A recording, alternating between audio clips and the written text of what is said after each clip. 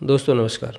आज हम आपको रस का दूसरा पार्ट दे रहे हैं।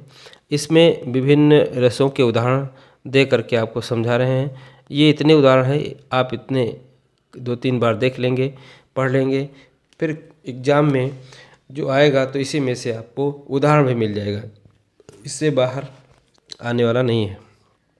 तो यहाँ पर जैसे पहला है कि श्री कृष्ण कालिया नाग को देखकर जोश में आ जाते हैं, तो ये कहते हैं कि स्वजाति की देख अति दुर्दशा विगरणा देख मनुष्य मात्र की। तो यहाँ वीर रस का भाव उत्पन्न करता है। अगला है मैं सत्य कहता हूँ सखे सुकुमार मत जानो मुझे, सुकुमार मत जानो मुझे, यमराज से भी युद्ध में प्रस्तुत सदा मानो मुझे। तो पढ़ते ही पढ़ते इसमें वीर रस का भाव निकल आता है। तो इसको अर्थ जानने की जरूरत नहीं है, केवल आप पढ़ते पढ़ते आपके अंदर जो भाव उत्पन्न होता है वही रस है। और तो ये वीर रस का भाव इसमें उत्पन्न होता है। श्री कृष्ण के सुन बचन अर्जुन क्रोध से जलने लगे। तो क्रोध आ गया यहाँ, क्रोध शब्द से ही पता चल रहा, तो इसका रौद्र रस होता है। सब शोक अपना भूलकर करतल युगल मलने लगे। तो यहाँ भी पहचानने में ज़्यादा दिक्कत नहीं है। माखे लगन कुटिल भई भौहें रद पट फरकत नयन रिसोहें। ये भी यहाँ पर कुटिल भई भौहें, तो यहाँ पर ये ध्यान रखें शब्द से भी मिल जाता है, तो यहाँ भी रौद्र रस है। हुए कुटिल मूर्छित घोर त्रास से कई भगे मेदनी में गिरे कई, खुई यशोदा अति ही प्रकंपिता ब्रजेश भी व्यसन समस्त हो गए। तो यहाँ पर क्या है, अब यहाँ पर भयानक है, भयानक यानी बहुत ही भयावह स्थिति का इसमें वर्णन किया गया है। जैसे मूर्छित घोर त्रास से कई हुए, यहाँ पर देखें हुए कई मूर्छित घोर त्रास, तो यहीं से जो है भयानक रस का भाव निकलता है। समझ सर्पों संग श्याम ज्यों कढ़े करिंद की नंदनी के सुअंक से खड़े किनारे जितने मनुष्य थे सभी महासंकित भीत हो उठे। तो ये भी आपका भयानक रस है, इस पढ़ने से ही चलता है, ये पता चल जा रहा है कि इसमें भयावह स्थिति का वर्णन किया गया है। आगे हैं उधर गरजती सिंधु लहरियाँ कुटिल काल की जालों सी बयालों सी। और इसमें यह लंबा सेंटेंस है, लेकिन इसको हमने संक्षेप करके लिखा है। तो ये पढ़ने से ही इसमें भी भयानक रस निकलता है। फिर है रिपु आतन की कुंडली कर जोगनी चबात। अब यहाँ पर देखो रिपु, रिपु माने शत्रु, यानी आतन की कुंडली, आंतों की जो कुंडली है, आंतें जो छोटी आंतें बड़ी आंतें जो भी आंतें हैं, ये कह रहे हैं आंतों की कुंडली को जो है करके और फिर उसको जोगनी चबात, उसको मुँह से जबान से चबा रहे हैं। तो यहाँ पर ये घृणा यानी विभत्स रस का इसमें निकलता है रस। सिर पे बैठो काग आँख दो खात निकालत, ये भी विभत्स रस है। रक्त मांस के सड़े पंख से, ये भी जो है पंख माने कीचड़ होता है। यहाँ रक्त मांस के सड़े पंख से उमड़ रही है। तो यहाँ पर रक्त मांस के सड़े, यही सेंटेंस से पता चल जा रहा है कि इसमें विभत्स रस है।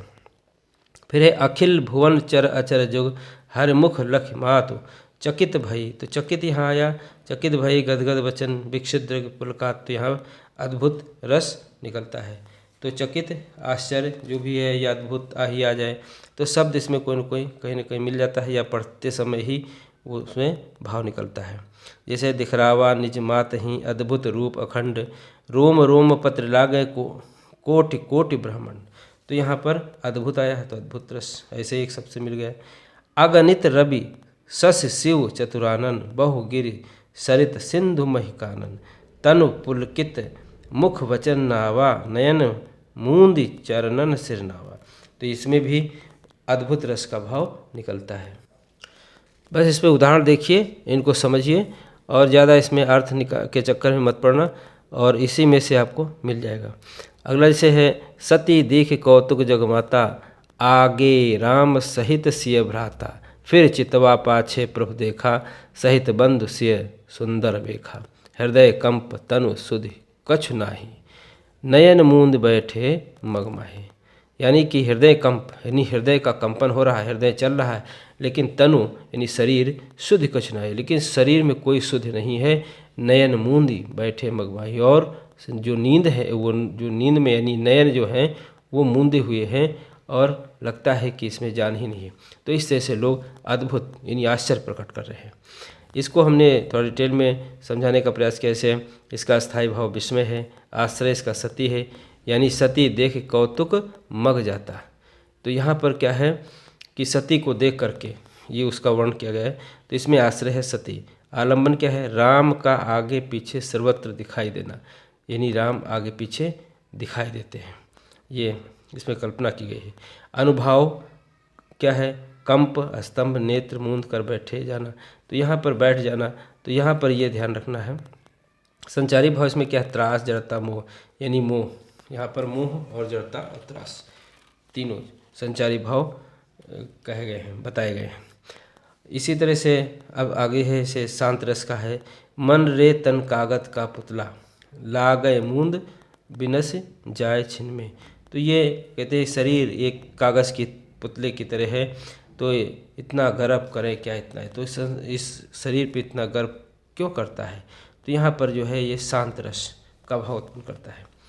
बुद्ध का इसे संसार त्याग, जब बुद्ध ने संसार को त्याग किया था उस समय की बात है कि क्या भाग रहा हूँ भार देख, क्या भाग रहा हूँ भार देख, तुम मेरी ओर निहार देख, मैं त्याग चला निस्सार देख, अटकेगा मेरा कौन काम।